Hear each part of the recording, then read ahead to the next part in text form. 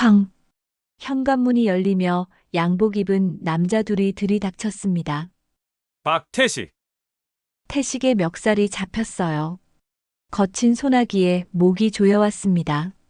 당신 사정 봐줘서 이자라도 먼저 갚으라고 배려해줬는데 우리가 우스워? 남자의 침이 얼굴에 튀었습니다. 술 냄새와 담배 냄새가 섞여 코를 찔렀어요.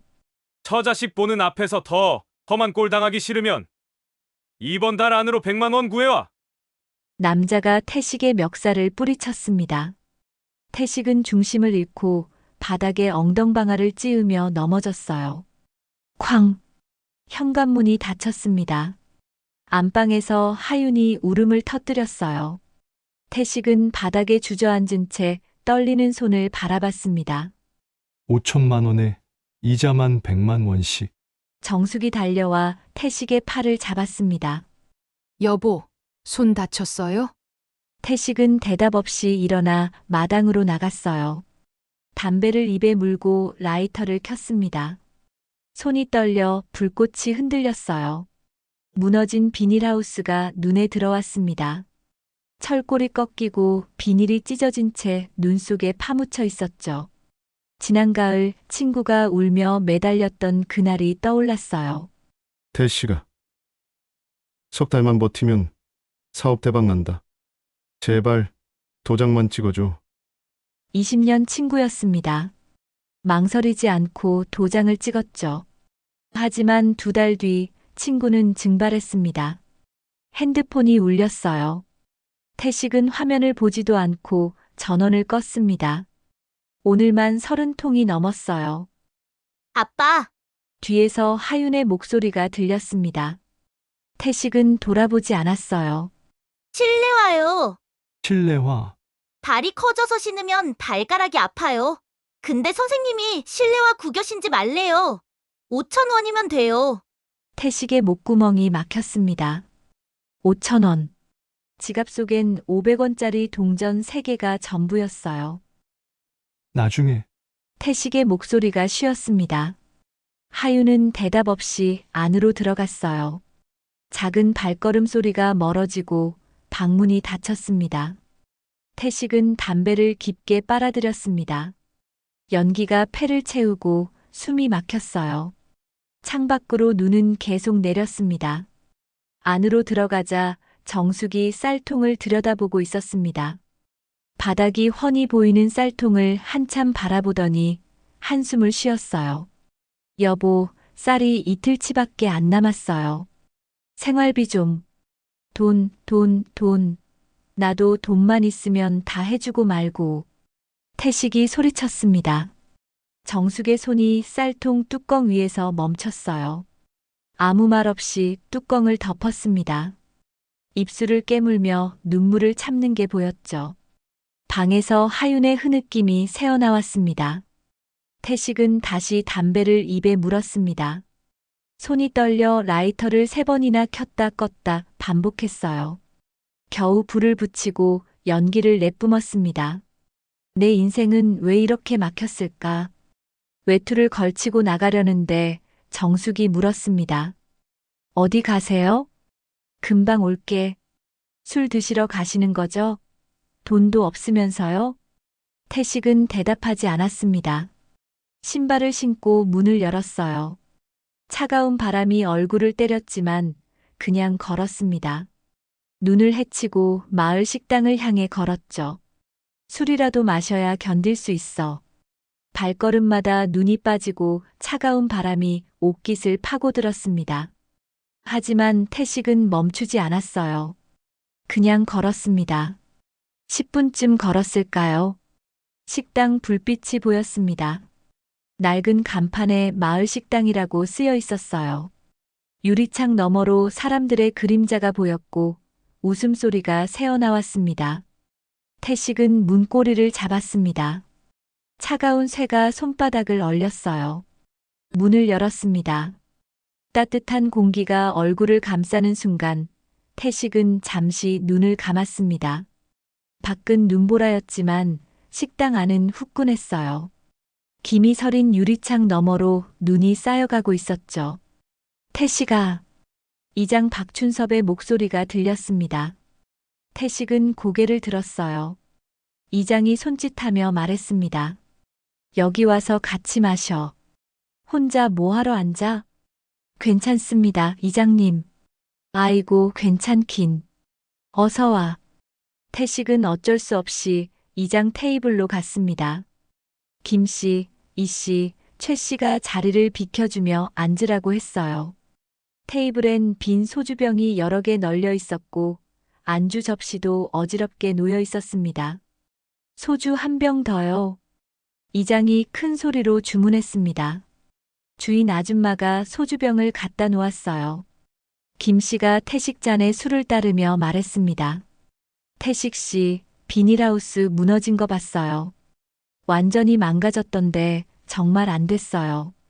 태식은 고개를 숙였습니다. 말하기 싫었지만 대답해야 했어요.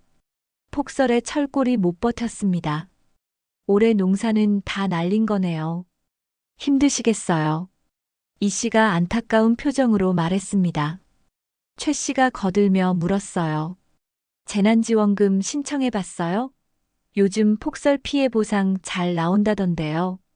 농협에 알아보긴 했는데 잘 모르겠습니다. 태식의 목소리가 쉬었습니다. 재난지원금을 받는다 해도 빚을 갚기엔 턱없이 부족했어요. 이장이 소주잔을 빙글 돌리며 말했습니다. 나라 돈. 이장이 빙글에 웃었습니다. 술기운이 얼굴에 올라와 있었어요.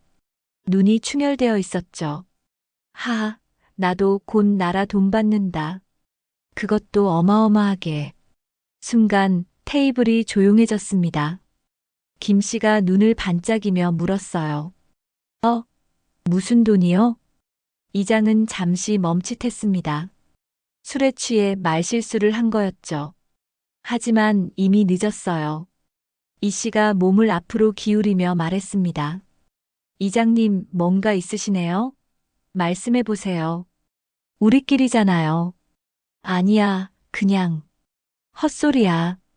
이장이 손을 저었지만 목소리에 힘이 없었습니다.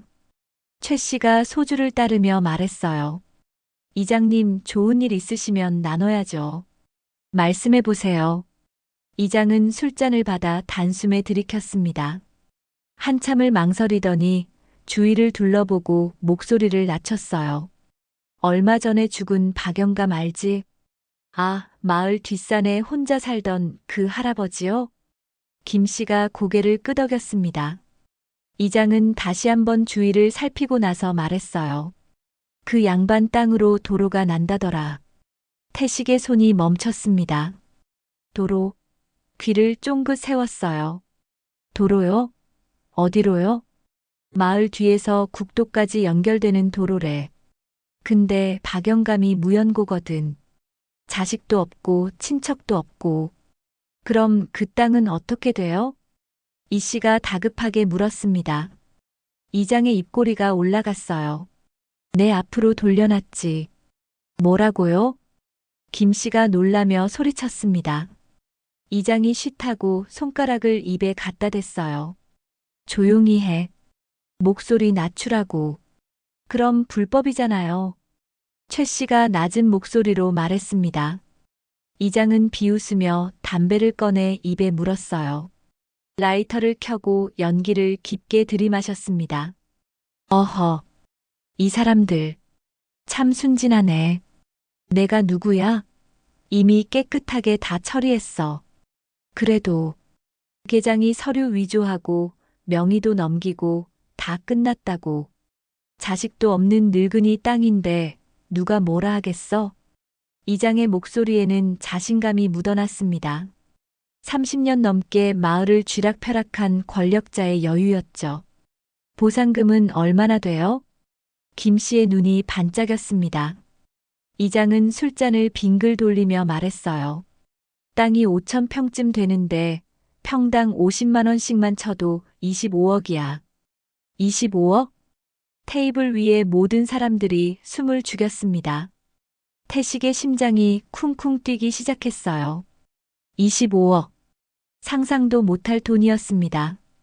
면사무소 계장이랑 반반 나누기로 했어. 그럼 나한테 12억 5천이 오는 거지.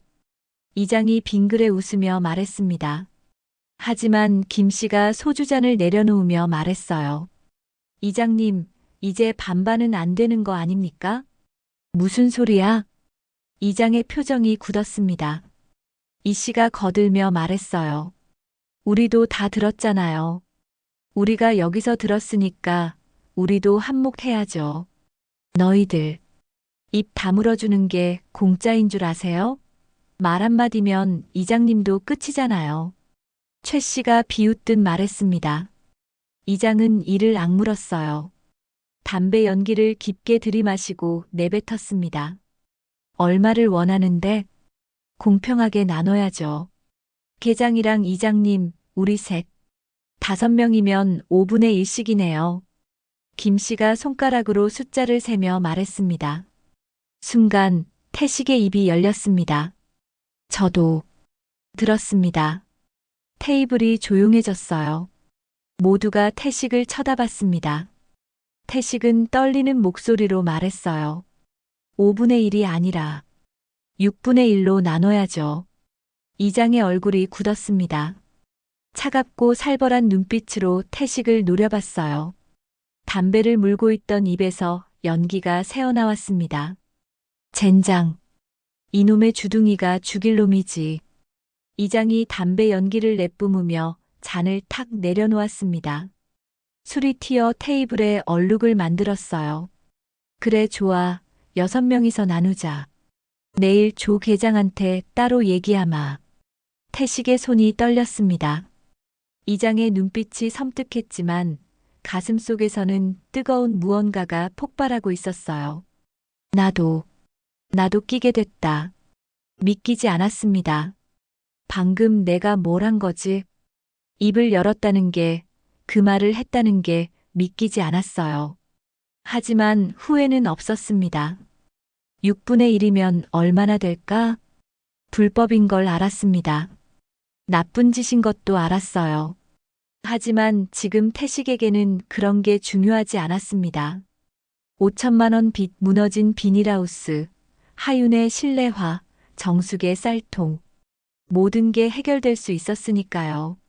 대신 입 한 번이라도 잘못 놀리면 너희 목숨도 없다는 거 알아둬. 이장의 차가운 목소리가 테이블을 짓눌렀습니다. 모두가 고개를 끄덕였어요. 태식도 고개를 끄덕였습니다. 언제 보상금 나와요? 최 씨가 물었습니다. 이장이 대답했어요. 계장 말로는 3년 후래. 도로 계획 발표되고 보상금 책정되는데 시간이 걸린다더라. 3년. 그때까지만 입 다물고 있으면 돼. 절대로 밖에 얘기하면 안 돼. 알았지? 알겠습니다. 특히 너희 마누라들한테도 말하면 안 돼. 여자들은 입이 가벼워. 이장이 태식을 특별히 쳐다보며 말했습니다. 태식은 고개를 끄덕였어요. 네, 이장님. 절대 말 안 합니다. 술잔이 부딪혔습니다. 딸각 소리가 식당 안에 울렸어요. 밖에선 여전히 눈이 내렸지만 테이블 위는 뜨거웠습니다. 시계를 보니 밤 11시가 넘었습니다. 사람들이 하나둘 일어나기 시작했어요. 오늘 얘기는 무덤까지 가져가는 거다. 알았지? 이장이 마지막으로 경고했습니다. 모두가 고개를 끄덕이며 일어섰어요. 태식도 비틀거리며 일어났습니다. 밖으로 나가자 차가운 바람이 얼굴을 때렸습니다. 눈은 더 거세게 내리고 있었어요. 태식은 비틀거리며 집으로 향했습니다. 3년만 버티면. 집에 도착했을 때 불은 꺼져 있었습니다. 태식은 조용히 현관문을 열고 들어가 이불을 뒤집어 썼어요. 3년을 어떻게 버티지? 당장 이번 달 100만 원도 없는데. 정숙한테는 절대 말하면 안 돼. 옆에서 정숙이 작게 중얼거렸습니다. 술 냄새. 태식은 대답하지 않았습니다. 눈을 감았지만 잠은 쉽게 오지 않았어요. 이야기 계속 이어가기 전에 부탁드립니다. 구독과 좋아요는 무료입니다. 여러분의 작은 응원이 앞으로 더 많은 이야기로 보답드릴 수 있는 힘이 됩니다. 다음 날 아침, 이장은 면사무소로 향했습니다.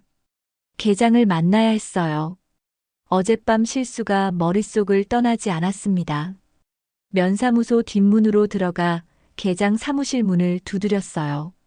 들어와요. 계장 조기철이 서류를 보고 있었습니다. 40 중반의 날카로운 인상이었어요. 이장은 문을 닫고 의자에 앉았습니다. 무슨 일이세요, 이장님? 조계장. 이장의 목소리가 떨렸습니다. 계장이 안경을 벗으며 이장을 쳐다봤어요. 내가 어제 술에 취해서 말 실수를 했어. 말 실수요? 같이 술 마신 사람들이 본인들 목도 챙겨달라고 협박을 했어. 계장의 손이 멈췄습니다. 펜을 천천히 내려놓았어요. 그래서 내가 알았다고 했어. 침묵이 흘렀습니다. 이장은 고개를 숙였어요. 미안하네, 조계장. 진짜 죽을 죄를 지었어. 정말 미안하네. 계장은 가만히 듣고 있었습니다. 표정이 없었어요. 하지만 얼굴이 서서히 일그러지기 시작했습니다. 뭐라고 했어요, 지금? 계장의 목소리가 낮아졌습니다. 조계장, 술 마시고 다 불어버렸다고요? 계장이 자리에서 일어났습니다. 목소리가 점점 커졌어요. 아, 이 미친 노인네야. 순간 존댓말이 사라졌습니다. 계장의 얼굴이 붉게 달아올랐어요. 그 입 조심하라고 내가 말했어요? 안 했어요? 결국엔 사단을 냈네. 이장은 고개를 들지 못했습니다. 계장이 책상을 돌아 이장에게 다가왔어요. 난 내 목 다 받아갈 테니 이장님 몫으로 나눠주든가 알아서 처리해요. 조계장, 그건 사고 친 놈 따로 있는데 내가 왜 내 몫을 나눠야 해? 염치가 있어야지. 계장의 목소리가 떨렸습니다. 분노가 끓어오르고 있었어요. 제발 정신 좀 차려요, 이장님. 미안하네, 조계장. 하지만 그놈들이 다 들었으니까. 감히 내 몫을 달라고. 퍽. 계장의 주먹이 이장의 뺨을 강타했습니다. 이장은 비틀거리며 옆으로 고개를 돌렸어요. 입안에서 피맛이 났습니다. 정신 차리라고 이 영감탱이야. 퍽. 또 한 대가 날아왔습니다. 이장의 코에서 피가 흘렀어요. 하지만 이장은 맞기만 했습니다. 할 말이 없었으니까요. 계장은 거친 숨을 몰아쉬며 주먹을 내려놓았습니다. 이장은 휴지를 꺼내 코를 막았어요. 알아서 처리하세요. 난 내 목 12억 5천 다 받아갈 겁니다. 알았네, 조계장. 이장은 사무실을 나왔습니다. 얼굴이 퉁퉁 부어 있었어요. 그날 밤 비가 내리기 시작했습니다. 이장은 태식, 김씨, 이씨, 최씨를 마을 회관으로 불렀어요. 남자들이 하나둘 모여들었습니다. 태식이 외투를 걸치고 나가려는데 정숙이 말했습니다. 어디 가세요? 비 오는데. 마을 회관에 볼 일 있어. 우산 가져가세요. 태식은 우산도 안 챙기고 나갔습니다. 문이 닫혔어요. 회관에 도착하니 이미 다들 와 있었습니다. 김씨가 물었어요. 이장님 무슨 일이세요? 얼굴은 왜 그래요? 이장의 얼굴은 퉁퉁 부어 있었습니다. 뺨에 멍이 들어 있었어요. 앉아들.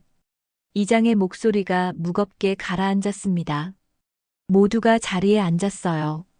오늘 계장 만나고 왔어. 그래서요?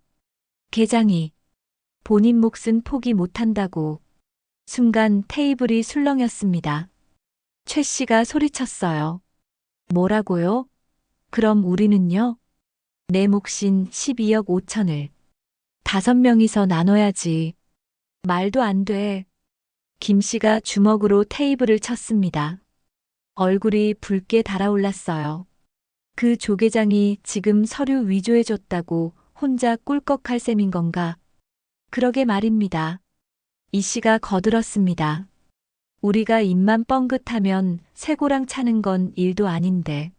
무슨 배짱으로 그런 말을 했대요? 최 씨가 비아냥대며 말했습니다.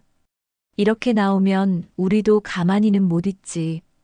이장이 담배를 꺼내 물었습니다. 손이 떨렸어요. 일단 진정들 해. 진정은 무슨. 이장님 혼자 가서 얘기하지 말고 우리 내일 같이 가서 얘기합시다. 김 씨가 소리쳤습니다. 이 씨가 고개를 끄덕였어요. 맞아요. 어차피 한 배를 탄 거나 마찬가지인데. 지 욕심만 챙기면 크게 탈 나는 법이죠. 이장은 담배 연기를 깊게 들이마셨습니다. 한참을 생각하더니 천천히 말했어요. 알았어. 내일 같이 가보자고. 밖에서 빗소리가 거세졌습니다. 같은 시간 정숙은 집에서 불안하게 창밖을 바라보고 있었습니다. 비가 억수같이 쏟아지고 있었어요. 무슨 일이 있는 걸까? 요즘 태식 씨가 너무 이상해. 정숙은 우산을 들었습니다. 외투를 걸치고 밖으로 나갔어요. 비가 얼굴을 적셨습니다. 마을 회관을 향해 걸었습니다. 불빛이 보였어요. 안에서 목소리가 들렸습니다. 정숙은 조용히 다가갔습니다. 문틈 사이로 남자들의 목소리가 새어나왔어요. 그 조계장이 서류 위조해줬다고 혼자 꿀꺽할 셈인 건가? 김 씨의 목소리였습니다. 정숙은 숨을 죽였어요. 서류 위조? 우리가 입만 뻥긋하면 쇠고랑 차는 건 일도 아닌데. 이 씨의 목소리가 들렸습니다. 정숙의 손이 떨렸어요. 쇠고랑? 이게 무슨. 어차피 한 배를 탄 거나 마찬가지인데. 정숙은 문틈으로 안을 살짝 들여다봤습니다. 남자들이 둘러앉아 있었어요. 이장, 김 씨, 이 씨, 최 씨, 그리고 태식이 보였습니다. 정숙은 숨이 멎는 것 같았습니다. 여보가 왜 저기에. 불법을 저지르는 것도 충격이었지만 남편이 그 자리에 있다는 게 더 큰 배신감이었어요. 정숙의 눈에서 눈물이 흘렀습니다. 내일 같이 가서 얘기합시다. 맞아요. 지 욕심만 챙기면 탈나는 법이죠. 정숙은 온몸이 떨렸습니다. 뒤로 물러서려다 우산이 문에 부딪혔어요. 툭. 작은 소리였지만 안에서 들린 모양이었습니다. 목소리가 멈췄어요. 뭐야? 밖에 누구 있어? 최 씨의 목소리가 들렸습니다. 정숙은 황급히 돌아서려 했어요. 하지만 늦었습니다. 쾅! 문이 열렸습니다. 불빛이 쏟아져 나왔고 정숙의 얼굴을 비쳤어요. 이장이 서 있었습니다. 얼굴이 퉁퉁 부어 있었죠. 누구? 태식이 마누라. 정숙은 숨을 몰아쉬었습니다. 안을 보니 태식이 놀란 얼굴로 일어서고 있었어요. 이게 무슨 짓이에요? 정숙이 소리쳤습니다. 목소리가 떨렸어요. 서류 위조, 쇠고랑 한 배. 다 들었어요. 태식이 벌떡 일어났습니다. 얼굴이 하얗게 질렸어요. 여보. 정숙은 태식을 바라봤습니다. 눈물이 흘렀어요. 당신도 거기 있었어요? 여보, 지금은. 이건 범죄예요. 전 경찰에 신고할 거예요. 이장의 얼굴이 굳었습니다. 정숙은 뒤로 물러섰어요. 우산이 손에서 떨어졌습니다. 입 다물랬잖아. 이장의 목소리가 차갑게 식었습니다. 순간 이장의 손이 정숙의 팔을 잡았습니다. 정숙은 비명을 질렀어요. 으악! 조용히 해. 최 씨가 달려와 정숙의 입을 막았습니다. 정숙은 발버둥 쳤어요. 하지만 남자 셋이 달려들어 정숙을 붙잡았습니다. 여보, 나 줘요. 태식이 소리쳤습니다. 하지만 김 씨가 태식을 밀쳤어요. 가만히 있어. 내 마누라가 경찰에 신고한다잖아. 정숙은 끌려가고 있었습니다. 어디론가, 어둠 속으로. 비명은 빗소리에 묻혔습니다. 으악, 나요. 놓으라고요. 정숙이 발버둥을 쳤습니다. 하지만 최 씨와 김 씨가 양팔을 꽉 붙잡았어요. 이 씨는 정숙의 입을 막았습니다. 정숙은 숨이 막혔어요. 죽는 건가? 이렇게 죽는 건가? 공포가 밀려왔습니다. 여러 남자들이 자신을 제압하고 있었어요. 정숙은 필사적으로 고개를 돌려 태식을 봤습니다. 여보, 여보. 태식은 벽에 기댄 채 서 있었습니다. 얼굴이 하얗게 질려 있었어요.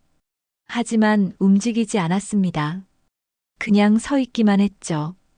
여보, 살려줘요. 제발. 정숙의 목소리가 떨렸습니다. 하지만 태식은 고개만 떨구고 있었어요. 정숙은 온몸에 힘이 빠졌습니다. 왜 날 안 도와줘? 배신감이 공포보다 더 컸습니다. 남편이 자신을 버린 거였어요. 제발요. 입 다물면 되는 거 아니에요? 제가 조용히 살게요. 아무한테도 말 안 할게요. 정숙이 울며 애원했습니다. 이장이 정숙을 내려다봤어요. 이미 늦었어.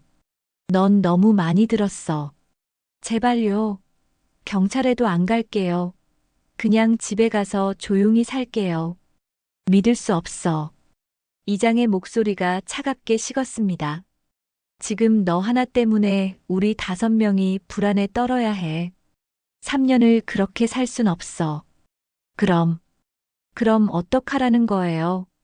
정숙이 울부짖었습니다. 이장은 김 씨와 최 씨를 쳐다봤어요. 트럭 가져와. 예. 김 씨가 밖으로 나갔습니다. 정숙은 온몸이 떨렸어요. 어디 데려가려고요? 대답이 없었습니다. 잠시 후 트럭 소리가 들렸어요. 김 씨가 트럭을 몰고 왔습니다. 태식이 집 창고가 제일 안전해. 거기로 가자. 이장이 말했습니다. 정숙은 눈이 휘둥그레졌어요. 우리 집 창고요? 안 돼요. 하윤이가 있어요. 하윤이는 못 들어가게 하면 돼. 이장이 태식을 쳐다봤습니다. 태식은 고개를 들지 못했어요. 정숙은 트럭 짐칸에 실렸습니다. 비닐로 덮여 숨도 제대로 쉴 수 없었어요. 트럭이 출발했습니다. 빗길을 달리는 소리가 들렸죠. 정숙은 어둠 속에서 몸을 떨었습니다. 얼마나 갔을까요? 트럭이 멈췄습니다. 비닐이 벗겨지고 차가운 빗물이 얼굴에 쏟아졌어요. 정숙은 끌려내렸습니다. 집이었습니다. 자신의 집이었어요. 마당 구석에 있는 창고 문이 보였습니다. 안 돼요. 여기는 안 돼요. 정숙이 소리쳤습니다. 하지만 남자들은 정숙을 창고 안으로 밀어 넣었어요. 정숙은 바닥에 넘어졌습니다. 손바닥이 시멘트 바닥에 쓸려 까졌어요. 제발요. 이러지 마세요. 정숙이 일어나 문 쪽으로 달려갔습니다. 하지만 이장이 문을 막아섰어요. 김 씨, 이 씨, 최 씨, 그리고 태식까지 창고 안으로 들어왔습니다. 문이 닫혔어요. 이장은 창고 안에 있던 낡은 의자를 끌어다 앉았습니다. 다른 남자들도 둘러앉았어요. 정숙은 구석에 몰린 채 떨고 있었습니다. 앉아. 이장이 말했습니다. 정숙은 바닥에 주저앉았어요. 온몸이 떨렸습니다. 우리도 이러고 싶지 않아. 이장이 담배를 꺼내 입에 물었습니다. 라이터 불꽃이 어둠을 밝혔어요. 하지만 우리 모두의 안전을 위해서는 어쩔 수 없어. 제발, 저 좀 놓아주세요. 저 무슨 얘기인지 자세히 못 들었어요. 정숙의 목소리가 떨렸습니다. 김 씨가 끼어들었어요. 자세히 못 들었다면서 왜 우리를 신고한다고 했어? 이장이 담배 연기를 내뿜으며 천천히 말했습니다. 얼마 전에 죽은 박영감네 땅 위로 도로가 뚫릴 거야. 그때 보상금 나오면 풀어줄게. 박영감이요? 그럼 서류 위조가. 정숙의 얼굴이 하얗게 질렸습니다. 이장은 고개를 끄덕였어요. 더 이상 묻지 마. 3년만 조용히 있어. 정숙이 눈물을 흘리며 소리쳤습니다. 나랏돈이 얼마인지 모르겠지만 제발 이러지 말아요. 내가 아무한테도 말 안 한다고 했잖아요. 믿을 수 없어. 이장의 목소리가 차갑게 식었습니다. 정숙이 태식을 바라봤습니다.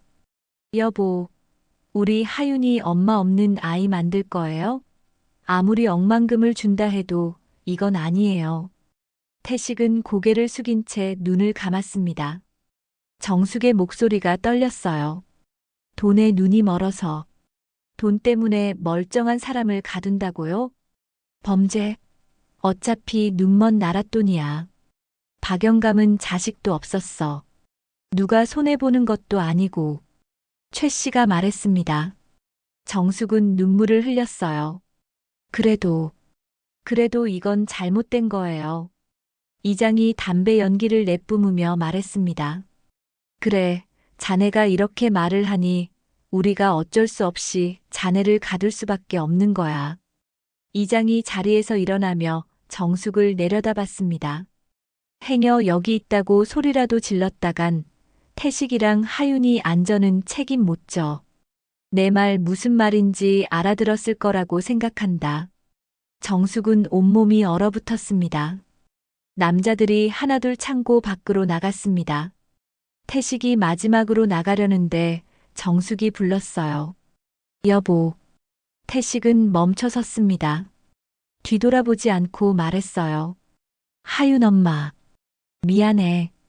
정말 미안해. 당신이 조금만 참으면 우린 빚도 갚고 다시 잘 살 수 있어. 정숙은 눈물만 흘렸습니다. 태식은 고개를 떨구고 밖으로 나갔습니다. 쾅. 문이 닫혔습니다. 철컥. 자물쇠 잠기는 소리가 들렸어요. 정숙은 바닥에 주저앉아 울었습니다. 소리 없이 눈물만 흘렀어요. 어둠뿐이었습니다. 하윤아, 하윤아, 우리 하윤이. 그날부터 남자들은 하루에 한 번씩 돌아가며 창고 앞에 왔습니다.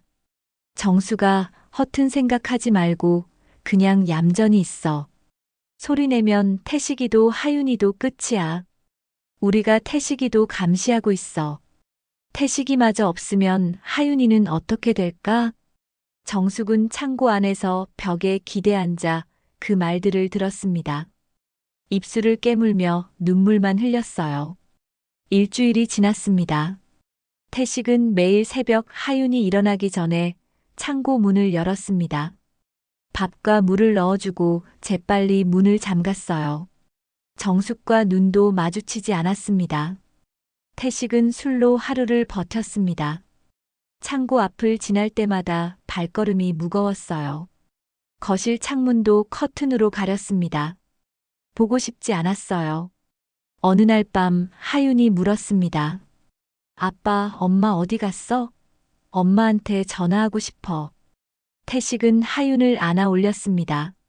목소리가 떨렸어요. 엄마가 돈 벌러 서울 갔어. 서울? 응. 엄마가 우리 하윤이 실내화 사주고 맛있는 거 사주려고 돈 벌러 가셨어. 하윤의 눈이 반짝였습니다. 진짜? 그럼 언제 와? 태식은 하윤을 꼭 안았습니다. 눈물이 날 것 같았어요. 하윤이가 열심히 학교 다니고 아빠 말 잘 듣고 있으면 엄마 돈 많이 벌어서 오실 거야. 알았어. 나 착하게 있을게. 하윤이 웃으며 말했습니다. 태식은 하윤의 머리를 쓰다듬었어요. 손이 떨렸습니다. 미안하다. 하윤아. 아빠가 미안해. 하윤은 엄마 사진을 안고 잠들었습니다. 태식은 그 모습을 보다가 술병을 들었어요. 취하지 않으면 잠들 수 없었습니다. 창밖으로 빗물이 흘러내렸습니다. 마당 구석 창고에서는 아무 소리도 들리지 않았어요. 정숙은 그곳에 있었지만 이 세상에는 없는 사람이 되어버렸습니다. 태식은 창문을 닫았습니다. 창고가 보이지 않게요. 하지만 머릿속에서는 정숙이 태식을 바라봤던 그 눈빛과 살려달라고 애원하던 그 목소리가 계속 맴돌았어요. 태식은 소파에 주저앉아 술을 마셨습니다. 목구멍이 타올랐지만 마음은 더 아팠어요. 시간이 흘렀습니다. 천천히 잔인하게 3년이라는 세월이 지나갔어요. 태식은 매일 새벽 하윤이 일어나기 전에 창고 문을 열었습니다. 밥과 물을 넣어주고 재빨리 문을 잠갔어요. 정숙과 눈도 마주치지 않았습니다. 그럴 용기가 없었어요. 창고 안에 정숙은 뼈만 앙상하게 남아 있었습니다. 머리카락은 헝클어졌고 얼굴은 창백했어요. 눈빛은 텅 비어 있었습니다. 감정이 사라진 눈이었죠. 태식은 달력을 보며 손가락으로 날짜를 세었습니다. 1095일. 3년이 정확히 지났어요. 도로 발표가 나와야 할 시간이었습니다. 하지만 아무 소식이 없었어요. 태식은 면사무소에 전화를 걸었습니다. 계장을 바꿔달라고 했죠. 조 계장님은 작년에 다른 지역으로 전근 가셨습니다.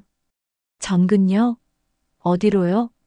그건 말씀드릴 수 없습니다. 전화가 끊겼습니다. 태식은 멍하니 핸드폰을 바라봤어요. 계장이 떠났다고? 그럼 도로는 어떻게 되는 거지? 태식은 이장에게 전화를 걸었습니다. 이장님, 계장이 전근 갔대요. 알아. 나도 들었어. 이장의 목소리가 무겁게 가라앉았습니다. 그럼 도로는요? 보상금은요? 예산 문제로 보류됐대. 보류요? 취소된 게 아니라요? 완전 취소는 아니야. 다음 정부에서 국책 사업으로 추진될 수도 있대. 몇 년 더 걸리겠지만. 전화가 끊겼습니다. 태식은 주저앉았어요. 핸드폰이 손에서 떨어졌습니다. 몇 년, 또 몇 년을. 태식은 일어나 밖으로 나갔습니다. 마을 회관으로 향했어요. 이장을 만나야 했습니다. 정숙을 풀어줘야 했어요. 회관에 도착하니 이장이 혼자 술을 마시고 있었습니다. 테이블에는 빈 소주병이 여러 개 놓여 있었어요. 이장님, 태식이 다가갔습니다. 이장은 힐끗 쳐다보고는 술을 마셨어요. 왔구나. 이장님, 우리 하윤이 엄마 말이에요. 정숙이를 풀어줍시다. 태식의 목소리가 떨렸습니다.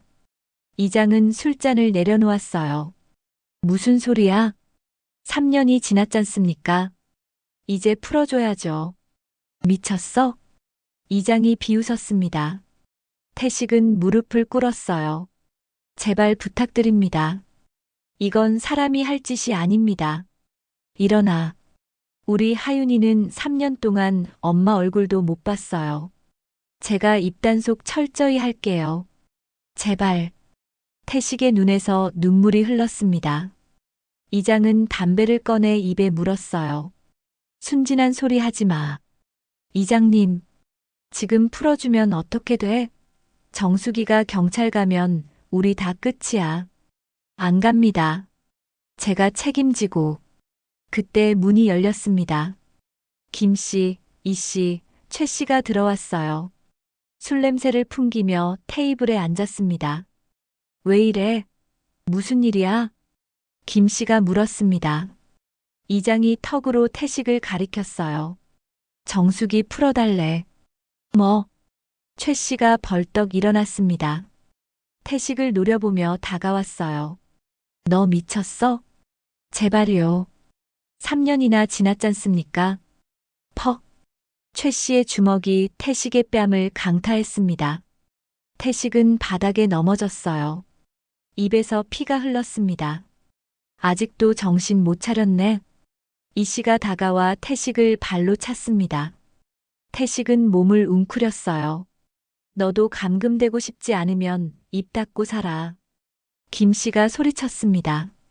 태식은 바닥에 엎드린 채 말했어요. 제발, 제발이요. 퍽, 퍽. 주먹과 발길질이 계속 날아왔습니다. 태식은 맞기만 했어요. 반항할 힘도 없었습니다. 아버지까지 없어지면 하윤이는 고아야. 하윤이 생각해서라도 조용히 살아. 최 씨가 태식의 머리채를 잡으며 소리쳤습니다.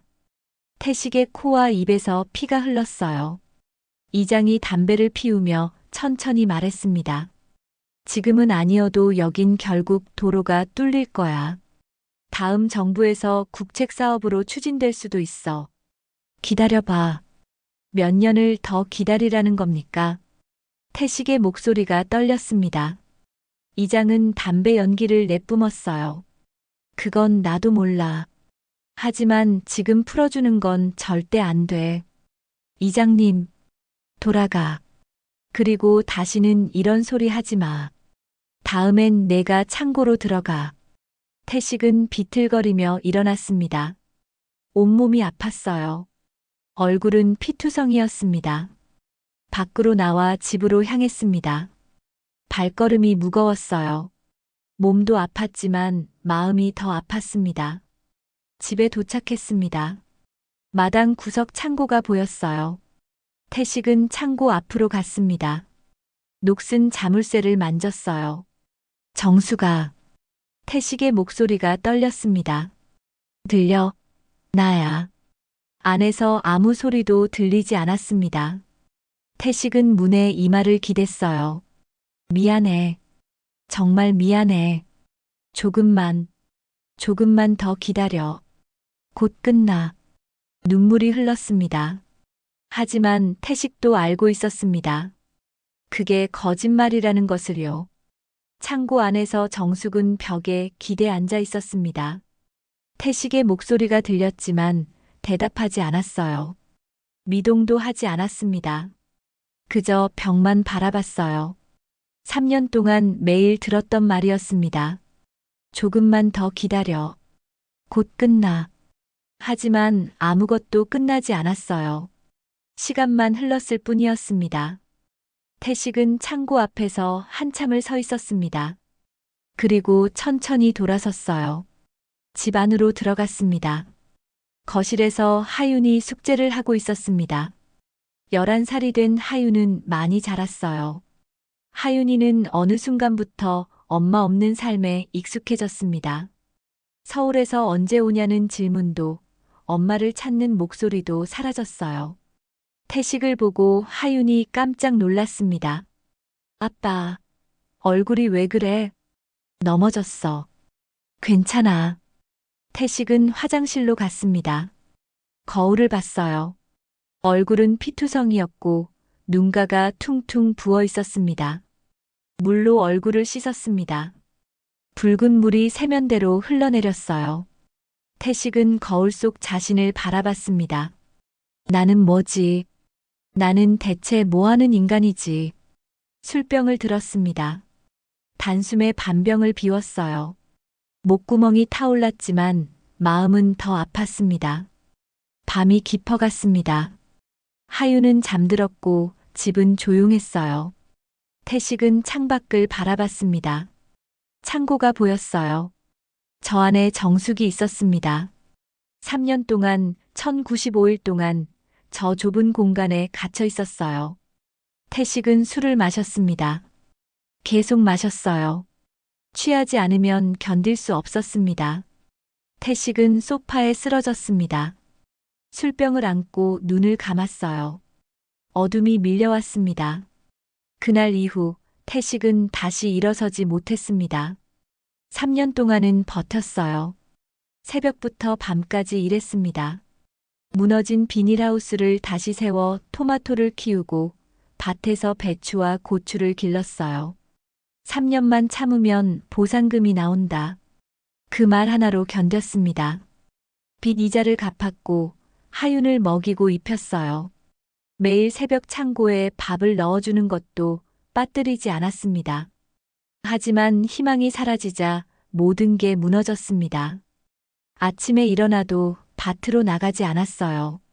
술만 마셨습니다. 손이 떨려서 술을 마셔야 멈췄어요. 비닐하우스는 방치되었고 토마토는 다 말랐습니다.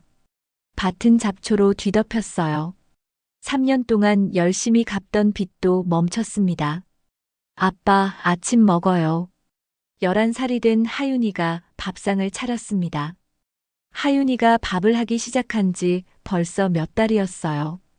태식은 젓가락을 들지 못했습니다. 손이 계속 떨렸어요. 술 좀 그만 마세요. 하윤의 목소리가 떨렸습니다. 태식은 고개를 숙였어요. 미안하다. 하윤아. 수입이 끊겼습니다. 몇 달이 지나자 빚쟁이들이 찾아왔어요. 태식이 문 열어. 현관문이 쾅쾅 울렸습니다. 3명의 남자가 들어왔어요. 돈은 몇 달째 안 갚냐? 죄송합니다. 3년 동안 잘 갚다가 왜 이래? 일을 해. 이 새끼야. 남자들은 집안을 뒤지기 시작했습니다. TV를 들고 나갔어요. 냉장고도 식탁도 의자도 가져갔습니다. 이불까지 싸들고 나갔어요. 집은 텅 비어갔습니다. 빚쟁이들은 계속 왔습니다. 이젠 정말 가져갈 것도 없었어요. 마당도 뒤져보자. 남자들이 마당으로 나갔습니다. 태식의 얼굴이 하얗게 질렸어요. 저 창고는 뭐야? 한 남자가 창고를 가리켰습니다. 녹슨 자물쇠가 걸려 있었어요. 거긴 아무것도 없어요. 열어봐야 알지. 남자가 창고로 다가갔습니다. 자물쇠에 손을 댔어요. 태식은 황급히 막아섰습니다. 안 됩니다. 제발. 왜? 뭐가 있는데? 그때 이장이 나타났습니다. 뭐 하는 거야? 이장님? 태식이 빚은 내가 처리할게. 얼마야? 이장이 지갑을 꺼냈습니다. 남자들은 이장을 쳐다봤어요. 5천만 원 남았습니다. 알았어. 며칠 안에 줄게. 오늘은 돌아가. 남자들은 서로 쳐다보더니 고개를 끄덕였습니다. 트럭에 올라타고 떠났어요. 태식은 주저앉았습니다. 이장님, 감사합니다. 닥쳐. 이장은 창고를 힐끗 쳐다봤습니다. 그리고 전화를 걸었어요. 다들 나와. 지금 당장. 그날 밤 마을 회관에 남자들이 모였습니다. 이장, 김씨, 이씨, 최씨, 그리고 태식까지. 빚쟁이들이 창고를 뒤지려고 했어. 이장이 말했습니다. 남자들의 얼굴이 굳었어요. 그럼 태식이 빚을 우리가 갚아줘야 해. 5천만 원이야. 5천만 원요? 창고가 뒤져지면 우리 다 끝이야. 5명이서 나누면 1,000만 원씩이야. 침묵이 흘렀습니다. 최 씨가 한숨을 쉬었어요. 나중에 보상금 나오면 거기서 빼는 거죠? 그래. 지금은 임시로 메워주는 거야. 남자들은 고개를 끄덕였습니다. 태식은 고개를 숙였어요. 감사합니다. 정말. 감사는 무슨. 우리 때문에 갚아주는 거야. 이 씨가 비아냥댔습니다. 일주일 후 이장은 빚쟁이들에게 5천만 원을 주었습니다. 빚이 정리되었어요. 창고는 안전했습니다. 시간이 흘렀습니다. 하윤은 초등학교 4학년, 5학년, 6학년이 되었어요. 키도 많이 자랐습니다. 이장과 남자들은 하윤을 감시했어요. 학교 가는 길, 집으로 오는 길, 마당에서 노는 모습까지 지켜봤습니다. 하윤이가 크고 있어. 곧 창고가 궁금해질 거야. 김 씨가 말했습니다. 애가 창고 뒤지면 우리 다 끝이야. 최 씨가 덧붙였습니다. 이장은 태식을 불렀습니다. 하윤이를 도시로 보내. 예. 초등학교 졸업하면 도시에서 중학교 다니게 해. 하숙집 구해주고. 도시요? 애가 여기 있으면 위험해. 창고도 문제고 우리 감시도 문제야. 태식은 고개를 끄덕였습니다. 6년째가 되었습니다. 하윤은 초등학교를 졸업했습니다. 태식은 하윤을 도시로 보냈어요. 하숙집을 구해주고 중학교에 입학시켰습니다. 아빠, 나 여기 있으면 안 돼요? 공부는 도시가 나아. 여기보다 학교도 좋고. 방학 때 내려와도 돼요? 아빠가 올라갈게. 공부에 집중해. 왜요? 서울 학교가 힘들잖아. 적응하는데 시간 걸릴 거야. 아빠가 자주 올라가서 얼굴 볼게. 하윤은 울며 집을 떠났습니다. 태식은 하윤의 뒷모습을 바라봤어요. 미안하다. 하윤아. 그 후 4년 동안 하윤은 집에 내려오지 못했습니다.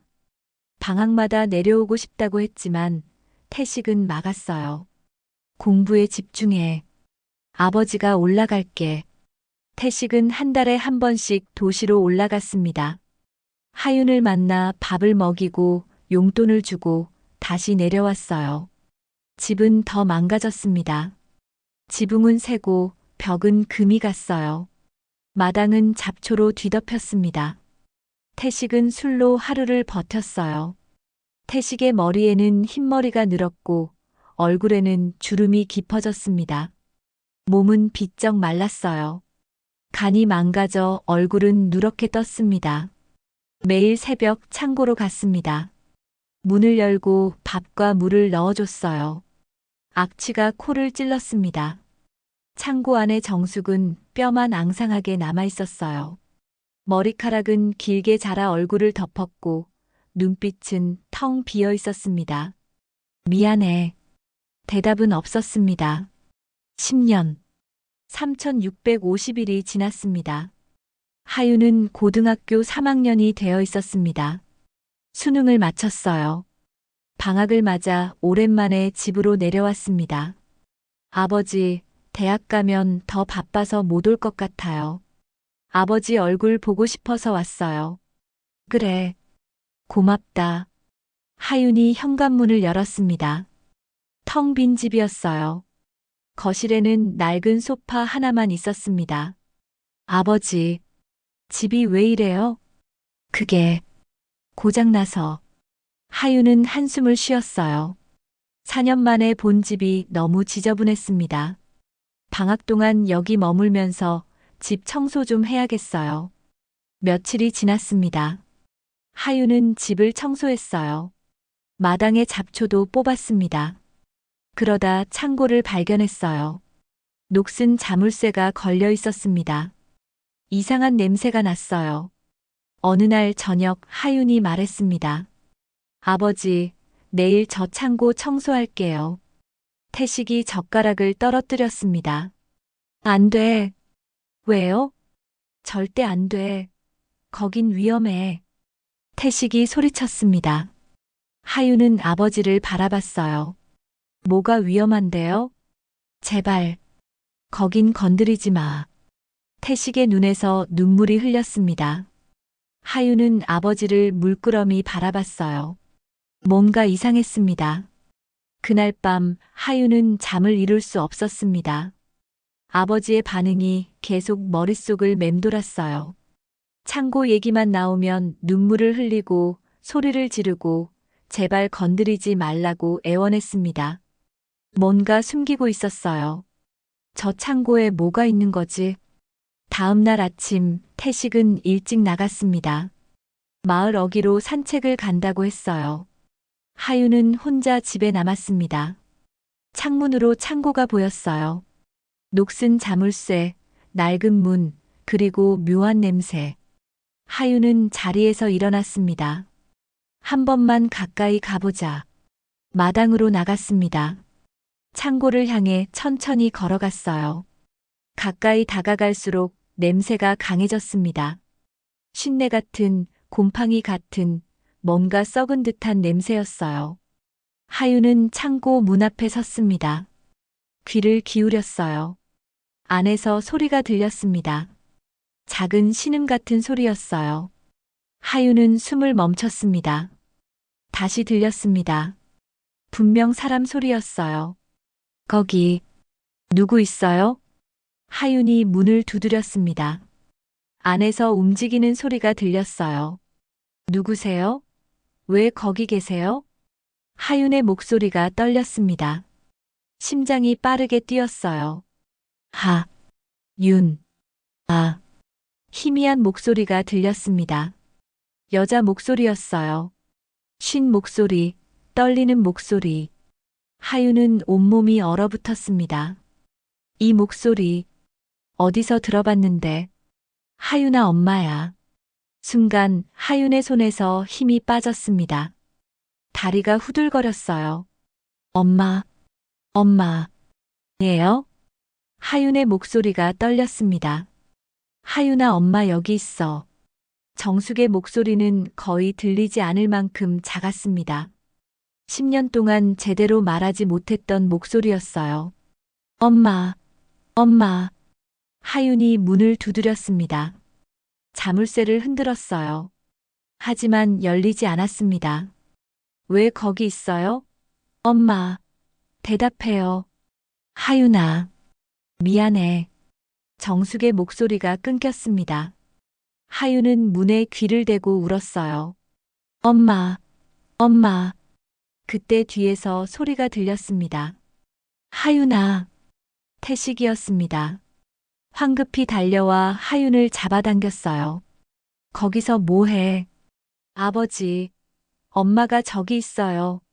엄마 목소리 들었어요. 하윤이 소리쳤습니다.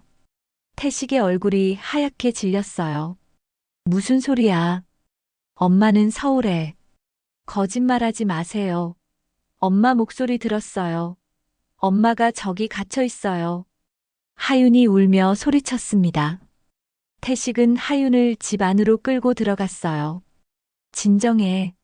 내가 잘못 들은 거야. 아니에요. 분명히 엄마 목소리였어요. 왜 엄마를 저기 가뒀어요? 가둔 게 아니야. 그럼 뭐예요? 엄마는 서울에서 돈 번다고 했잖아요. 10년 동안 연락도 없었어요. 근데 엄마가 저기 갇혀 있었던 거예요? 하윤의 목소리가 떨렸습니다. 태식은 고개를 저었어요. 아니야. 내가 착각한 거야. 열쇠 주세요. 제가 직접 확인할게요. 안 돼. 태식이 소리쳤습니다. 하윤은 아버지를 밀쳤어요. 왜요? 왜 안 돼요?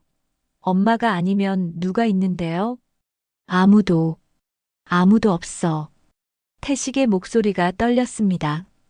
눈에서 눈물이 흘렀어요. 하윤은 아버지를 쳐다봤습니다. 거짓말. 하윤은 방으로 들어가 문을 닫았습니다. 태식은 거실에 주저앉았어요. 술병을 들어 마셨습니다. 밤이 되었습니다. 하윤은 방에서 나왔습니다. 태식은 소파에서 술에 취해 잠들어 있었어요. 하윤은 부엌으로 갔습니다. 서랍을 열고 망치를 꺼냈어요. 확인해야 해. 엄마가 맞는지. 밖으로 나갔습니다. 달빛이 마당을 비추고 있었어요. 하윤은 창고로 걸어갔습니다. 자물쇠 앞에 섰습니다. 망치를 들어 올렸어요. 손이 떨렸습니다. 엄마. 진짜 엄마예요? 쾅. 망치가 자물쇠를 내리쳤습니다. 쾅. 또 한 번. 쾅. 세 번째. 자물쇠가 휘었어요. 쾅. 네 번째에 자물쇠가 부서졌습니다. 철컥. 자물쇠가 떨어졌습니다. 하윤은 숨을 고르고 문 손잡이를 잡았어요. 천천히 열었습니다. 삐걱. 문이 열렸습니다. 악취가 확 밀려왔어요. 하윤은 코를 막았습니다. 어둠뿐이었어요. 엄마. 하윤이 조심스럽게 들어갔습니다. 핸드폰 손전등을 켰어요. 빛이 창고 안을 비쳤습니다. 구석에 뭔가 웅크리고 있었습니다. 사람이었습니다. 뼈만 앙상하게 남은 사람. 머리카락이 길게 자라 얼굴을 덮고 있었어요. 옷은 너덜너덜했습니다. 엄마. 하윤의 목소리가 떨렸습니다. 그 사람이 천천히 고개를 들었어요. 손전등 빛이 얼굴을 비쳤습니다. 정숙이었습니다. 얼굴은 창백했고 눈은 텅 비어 있었어요. 뺨은 푹 꺼졌고 입술은 갈라져 있었습니다. 10년이 한 사람을 완전히 바꿔놓았어요. 엄마. 정숙은 하윤을 봤습니다. 텅 비어있던 눈에 천천히 빛이 돌아왔어요. 입술이 떨렸습니다. 하윤이? 정숙의 목소리는 믿을 수 없다는 듯 떨렸습니다. 눈을 깜빡였어요. 다시 봤습니다. 하윤이 거기 서 있었어요. 하윤이. 맞아? 우리. 하윤이. 정숙의 손이 떨렸습니다. 하윤을 향해 뻗었다가 멈췄어요. 자신의 손을 봤습니다. 더러웠습니다. 손톱은 까맣게 때가 끼었고 악취가 났어요. 정숙은 손을 걷었습니다. 몸을 움츠렸어요. 하윤아. 엄마가 너무 더러워서, 냄새나서. 정숙의 눈에서 눈물이 흘렀습니다. 다가가고 싶었어요. 안아주고 싶었습니다. 하지만 자신은 너무 더러웠어요. 엄마. 하윤이 달려가 정숙을 안았습니다. 정숙은 온몸이 얼어붙었어요. 그리고 울음이 터졌습니다. 하윤아. 하윤아. 정숙의 뼈만 남은 팔이 하윤을 감쌌습니다. 10년 만이었어요. 하윤을 안는 게. 하윤이. 진짜. 우리 하윤이. 이렇게. 컸구나. 정숙의 손이 떨리며 하윤의 얼굴을 더듬었습니다. 이마, 눈, 코, 입. 하나하나 확인했어요. 우리 하윤이가 맞는지. 진짜 하윤이가 맞는지. 우리 하윤이. 맞지. 엄마 애기. 네, 엄마. 저예요. 하윤이에요. 무사하네. 무사해. 다친 데 없어? 아픈 데는? 학교는 잘 다녔어? 아무 일 없었지? 정숙의 말이 쏟아졌습니다. 10년 동안 묻고 싶었던 질문들이었어요. 네, 엄마. 저 괜찮아요. 다 괜찮아요. 우리 하윤이. 이렇게 컸어. 엄마가. 너무 보고 싶었어. 매일. 매일. 정숙은 하윤을 꼭 안고 울었습니다. 10년의 시간이 눈물로 쏟아졌어요. 하윤도 울었습니다. 엄마.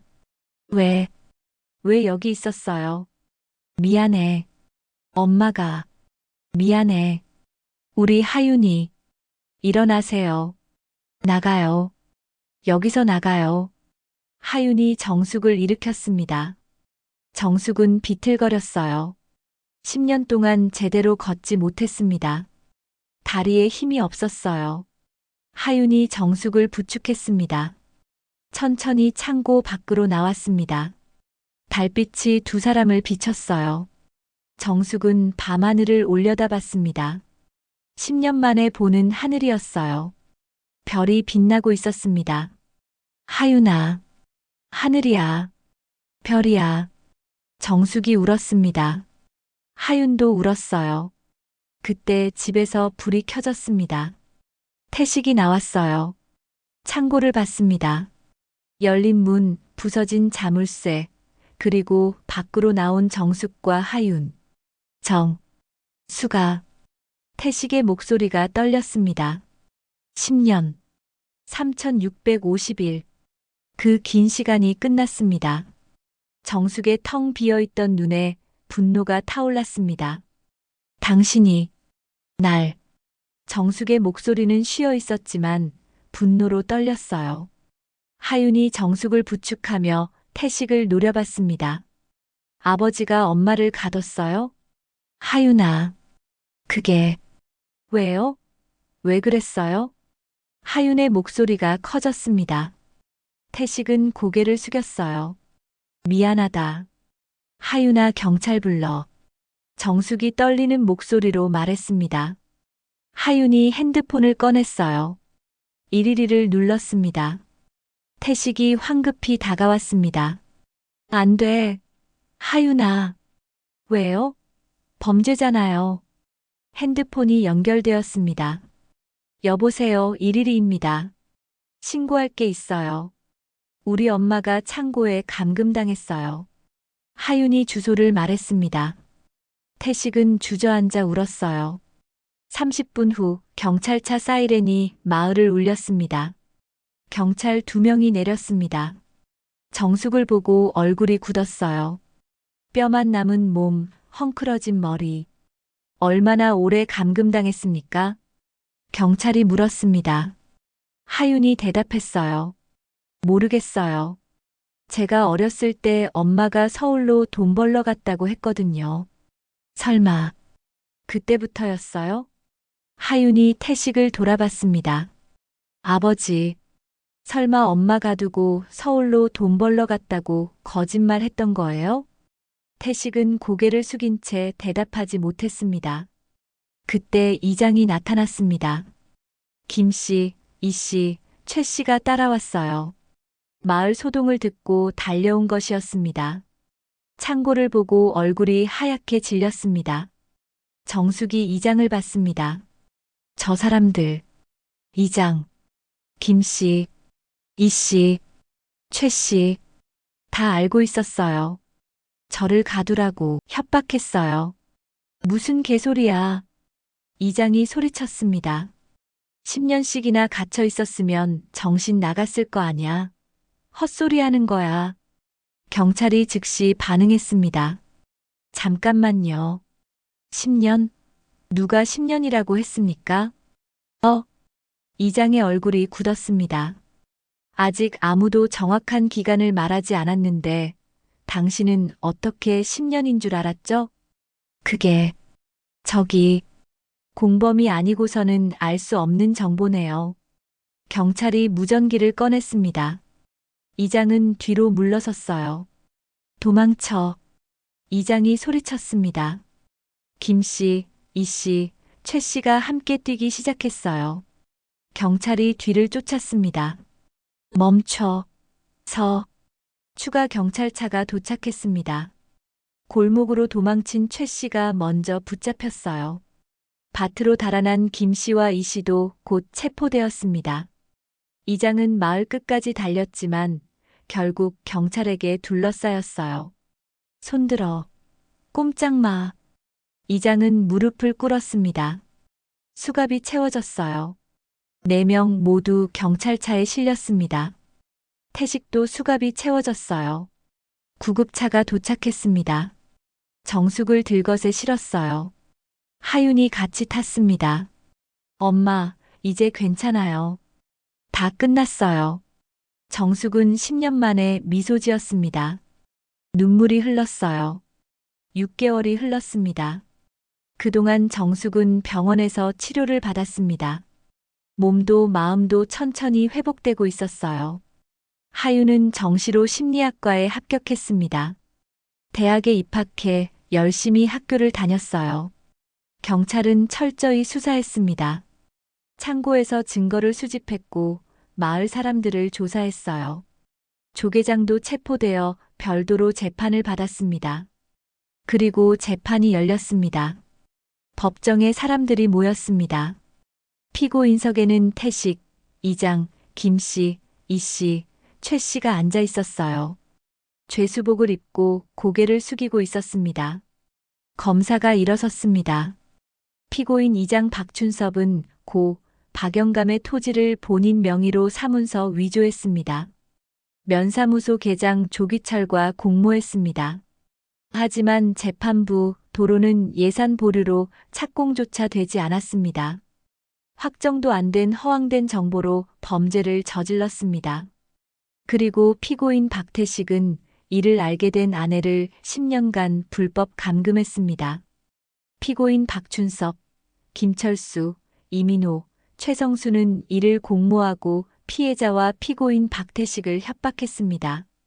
증인석에 정숙이 앉았습니다. 많이 회복되었지만 여전히 수척했어요. 떨리는 목소리로 진술했습니다. 10년 동안 어둠 속에 있었어요. 하윤이 목소리를 들으면서도 소리칠 수 없었어요. 소리내면 하윤이한테 무슨 일 생긴다고 협박당했어요. 정숙의 눈에서 눈물이 흘렀습니다. 방청석에 하윤도 울었어요. 재판장이 판결문을 펼쳤습니다. 판결을 선고한다. 법정이 조용해졌습니다. 재판장의 목소리가 울렸어요. 피고인들은 확정되지도 않은 도로 계획으로 사문서를 위조하고 이를 은폐하기 위해 피해자를 10년간 감금했다. 결국 도로는 착공조차 되지 않았다. 허황된 욕심이 한 사람의 인생을 빼앗았다. 피고인 박태식, 감금죄로 징역 10년을 선고한다. 태식은 고개를 숙였습니다. 피고인 박춘섭, 사문서 위조, 감금 공모, 협박으로 징역 12년을 선고한다. 이장의 얼굴이 하얗게 질렸습니다. 피고인 김철수, 이민호, 최성수, 감금 방조 및 협박으로 각 징역 6년을 선고한다. 쾅! 망치 소리가 법정을 울렸습니다. 정의가 실현되는 소리였어요. 또한 피고인들은 연대하여 피해자에게 손해배상금 5억 원을 지급하라. 남자들은 교도관에게 끌려갔습니다. 태식은 방청석을 돌아봤어요. 하윤이 보였습니다. 하윤은 고개를 돌렸어요. 아버지를 보지 않았습니다. 그로부터 몇 개월이 지났습니다. 정숙은 작은 카페에서 일하고 있었습니다. 손님에게 커피를 내주며 미소 지었어요. 일주일에 2번 정신과 상담을 받았습니다. 10년의 트라우마는 쉽게 사라지지 않았어요. 때로는 좁은 공간이 무서웠고 어둠이 찾아오면 숨이 막혔습니다. 하지만 조금씩 나아지고 있었어요. 하윤은 대학교 1학년이었습니다. 심리학과에서 열심히 공부했어요. 친구들도 사귀고 수업도 재미있게 들었습니다. 저녁이 되었습니다. 둘은 작은 아파트로 돌아갔어요. 손해배상금으로 마련한 집이었습니다. 좁았지만 따뜻했어요. 엄마, 저녁 뭐 먹을까요? 하윤이가 좋아하는 거. 그럼 김치찌개. 하윤이 부엌으로 갔습니다. 정숙은 거실에 앉아 창밖을 봤어요. 석양이 지고 있었습니다. 10년 동안 보지 못했던 석양이었습니다. 엄마, 밥 먹어요. 둘이 함께 식탁에 앉았습니다. 웃으며 이야기하며 행복했어요. 엄마, 이제 곧 방학인데 가까운 데 같이 바람 쐬러 가요. 하윤이 말했습니다. 정숙은 하윤을 봤어요. 바람 쐬러? 네. 엄마와 함께할 수 있는 시간을 빼앗긴 만큼 이제 엄마랑 함께하는 시간을 가지고 싶어요. 엄마가 있다는 것만으로도 저는 너무 좋아요. 정숙의 눈에서 눈물이 흘렀습니다. 하윤의 손을 잡았어요. 그래. 우리 하윤이랑 같이 가자. 창밖으로 별이 뜨기 시작했습니다. 어둠이 내렸지만 집안은 밝았어요. 10년의 어둠이 지나고 빛이 찾아왔습니다. 진실은 언제나 밝혀집니다. 악은 반드시 처벌받습니다. 밤은 깊어갔지만 두 사람은 두렵지 않았습니다. 이제 함께니까요. 이제 자유니까요. 새로운 시작이었습니다. 오늘도 함께 해주셔서 감사합니다. 여러분의 작은 관심 하나하나가 모여 더 많은 감동적인 이야기를 만들어갑니다. 구독과 좋아요로 응원해주세요.